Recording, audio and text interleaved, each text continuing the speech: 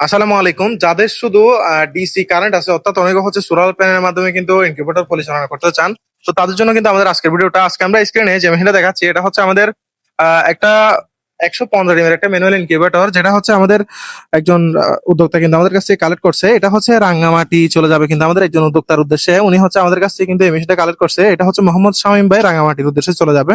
এটা শুধু কিন্তু ব্যাটারি থেকে চলবে। এখানে যদি আমরা একটু দেখাই, এখানে দেখতে পাচ্ছেন এটা শুধু ব্যাটারি থেকে চলবে, এবং এখানে আমরা ডুয়াল কন্ট্রোলিং সিস্টেম ইউজ করেছি।